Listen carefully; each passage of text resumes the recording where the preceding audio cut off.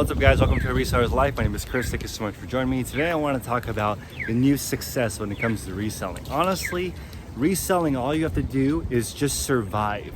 Okay, look at this guy's car just parked in front of my complex.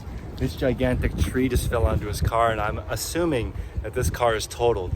But the nice thing about this, because you don't never know what's going to happen in your online business, is that there's insurance for this. So make sure that you guys have life insurance. Make sure you have inventory insurance, because you never know what's going to happen to your business. And all you have to do is keep your store open and make improvements and live another day, because not everyone is so lucky to have the opportunity like you to continue to sell online. I just tried that new app, Clubhouse, that's all the new rage, and I know it's gonna be debilitating for so many people.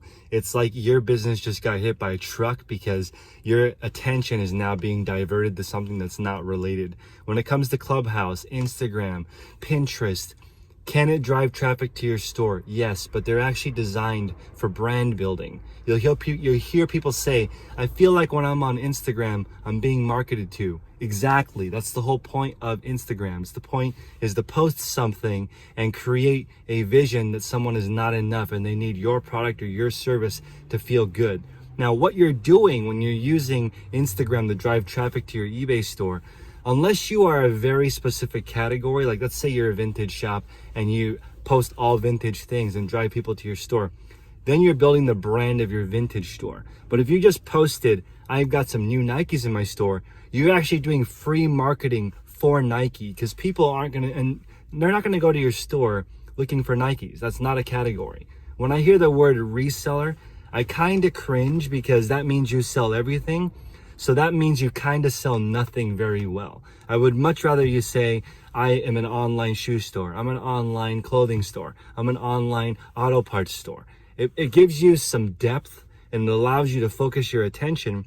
And when you're focused on providing the best auto parts experience, then you don't care about Clubhouse, you don't care about Instagram, because it's not really that related. The percentage of your online sales from social media should be a tiny fraction of your sales, maybe less than 5%.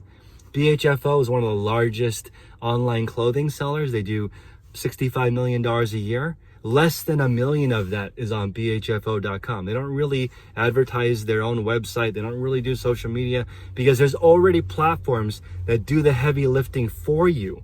Okay, if you are on eBay or Amazon or Poshmark, they're spending millions of dollars, sometimes per day, to get your items on their platform. They are doing the heavy lifting. All you need to do is find the product. So this is even crazier. You don't need to make the product.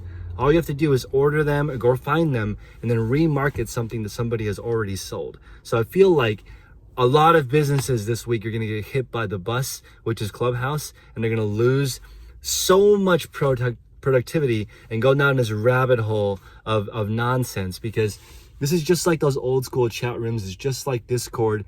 You can't actually record the conversation, which means you have to be on it all day. I don't know how many people are going to be wrecked by this. It's not good for most people. Most people cannot handle this. They need to unplug themselves from the machine and just focus on your own machine. Stop living in somebody else's world and live in your own world, and make your world a place that somebody else would want to be in. I just listened to this lady who it really bothered me. She said, hey, I would rather work 80 hours in my own business than 40 hours for someone else.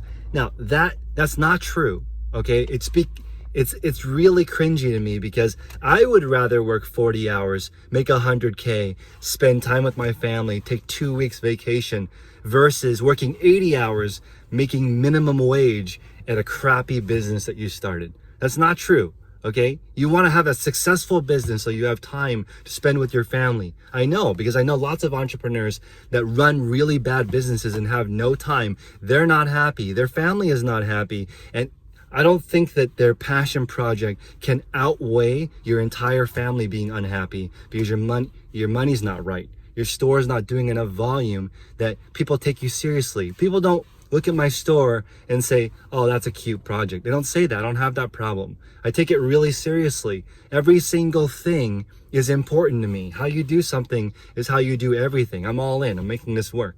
I'm not focused on what other people are doing. You shouldn't be either. Bring your attention into what you're doing.